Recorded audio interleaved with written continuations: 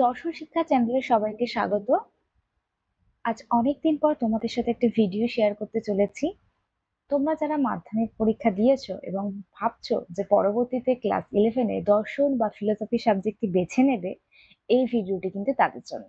অর্থাৎ আজকে আমি শেয়ার করতে চলেছি ক্লাস 11 এর সিলেবাস, যেটা নিউলি সংসদ পাবলিশ করেছে। চলো দেখে নেওয়া যাক যে নতুন সিলেবাসে কি কি রয়েছে। প্রথমেই বলি, এবারে উচ্চ মাধ্যমিক পরীক্ষা কিন্তু সেমিস্টার পদ্ধতিতে হবে। অর্থাৎ উচ্চ মাধ্যমিক পরীক্ষাতে টোটাল 4টে সেমিস্টার থাকছে, ক্লাস 11 এ দুটো এবং ক্লাস 12 এ দুটো।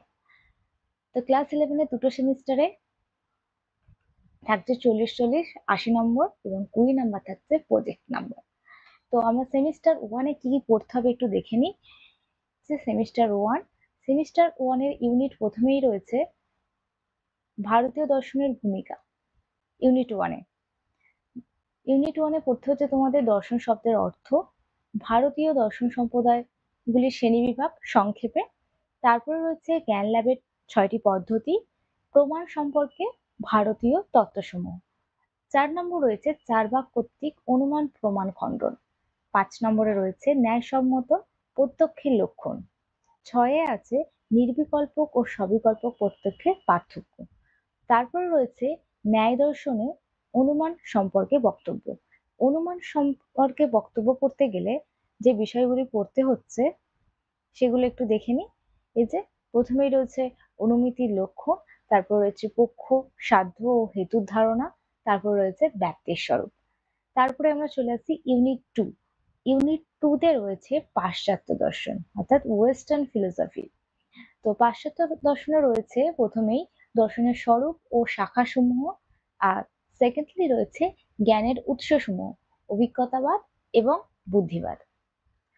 অভিজ্ঞতার মধ্যে পড়তে হচ্ছে লক, বাকলে এবং হিউম, আর বুদ্ধিবাদী দার্শনিক হিসেবে আমাদের পড়তে হচ্ছে ডেকার্ট, স্পিনোজা এবং লাইবনিজ। তো ফার্স্ট সেমিস্টারে এই হচ্ছে আমাদের বিষয়বস্তু, যেগুলো ফার্স্ট সেমিস্টারের জন্য রেডি করতে হবে। তারপরে চলে যাই আমরা সেমিস্টার 2। সেমিস্টার 2 তে থাকছে 40 নম্বর, বলেই দিয়েছি আগে। তো ইউনিট 1 এ কি থাকছে দেখে নিই। সেমিস্টার 2 তে ইউনিট 1 এ থাকছে লজিক বা যুক্তিবিজ্ঞান বা যুক্তি। প্রথমেই থাকছে যুক্তিবিজ্ঞানের প্রকৃতি, অবরোহ যুক্তি এবং আরোহ যুক্তি। তারপর রয়েছে পদ, বাক্য, বচন, পদের ব্যাপ্যতা, সত্যতা ও বৈধতা। তারপরে রয়েছে বাক্য থেকে বচনের রূপান্তর। তারপর টপিক রয়েছে বচনের বিরোধিতা। তারপরে রয়েছে অমাধ্যম অনুমান এবং অমাধ্য অনুমানের অন্তর্গত আবর্তন, বিবর্তন ও সমবিবর্তন।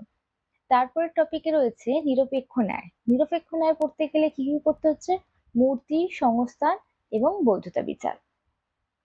এবং ইউনিট 1 এর লাস্ট টপিক হচ্ছে যৌগিক যুক্তি। যৌগিক যুক্তিতে থাকছে প্রাকল্পিক যুক্তি এবং বৈকল্পিক যুক্তি। এবার দেখবো ইউনিট 2। ইউনিট 2 তে থাকছে ভারতীয় নীতিবিদ্যা। কদে রয়েছে ভারতীয় নীতিবিদ্যা। ভারতীয় নীতিবিদ্যার মধ্যে রয়েছে পুরুষত্ব, তারপর রয়েছে শ্রীমদ্ ভগবদ গীতা এবং শ্রীমদ্ ভগবদ গীতা অনুসারে নিষ্কাম কর্মের ধারণা। তারপর রয়েছে বৌদ্ধদের অষ্টাঙ্গিক মার্গের ধারণা এবং 4 রয়েছে 4 ভাগ সুখবাদ। ইউনিট 2 বিভাগ খ-তে থাকছে পাশ্চাত্য নীতিবিদ্যা। পাশ্চাত্য নীতিবিদ্যার দুটো টপিক থাকছে নৈতিক প্রত্যয়সমূহ এবং নৈতিক তত্ত্বসমূহ।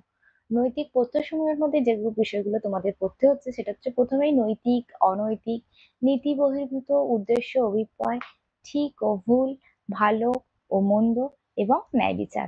আর তত্ত্বসমূহের মধ্যে থাকছে দুটি তত্ত্ব, পরিণাম সাপেক্ষ নীতিবিদ্যা আর কর্তব্য সাপেক্ষ নীতিবিদ্যা। তো এই হচ্ছে ক্লাস 11 এর সিলেবাস।